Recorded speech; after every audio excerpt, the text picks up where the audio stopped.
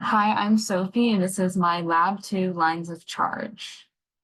So to outline what I'll go through, I have a purpose, some things to know beforehand, the results from my experiment from the previous lab, answering the coding questions, the code, answering the what if and why questions, and then the conclusion of the lab.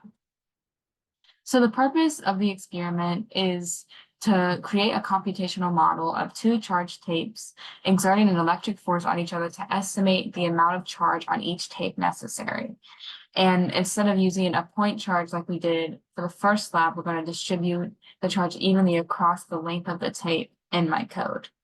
The results was that the new charge ended up being 2.826 times 10 to the negative 9 after I tried to match the electric force and gravitational force. So things to know beforehand, just some constants you'll see in my code. K is 9 e to the 9th. Gravitational constant is 9.8. And then electron and proton 1.6 times 10 to the negative 19th. Newton's second law, F equals ma, is what I used to calculate in the previous lab. And then Coulomb's law, and we'll be using line charges for this lab, which is a collection of point charges and superposition. So this is from the previous lab, just the observed experiment. I got these constants from that lab, which I'll use for my code. These are just calculations I had to use Newton's second law for. Yep. So coding questions and initial values.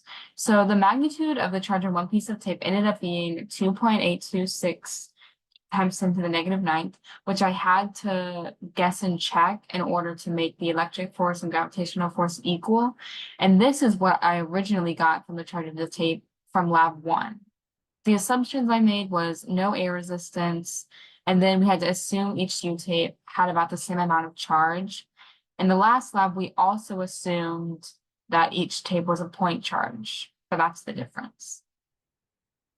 Here I'll show my constants. This is where I put in what I previously stated, and then the results from the experiment. Okay, for coding, I just found the electric field formula, and I defined all my variables here. Top tape and bottom tape. You'll see how the red and blue colors from the balls in my code represent each of those. And then the yellow is my electric force vector, and the green is my gravitational force vector.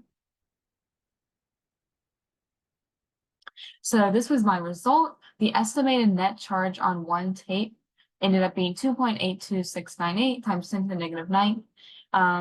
And this was as close as I was able to get the gravitational force and electric force, which was pretty close. So what if you had modeled each of your tapes as a single point charge like in the previous? So this is both of the charges from each experiment back to back. Lab 2 is like almost twice or over twice the amount of the first one. So why they differ is because line charge is more accurate because you're splitting up the tape into multiple charges and using superposition to add all of those up rather than just treating the whole thing as one point charge. So in conclusion, the charge of the tape to float above the other was 2.826 times 10 to the 9th. This is from the previous lab, so you can see how they've changed.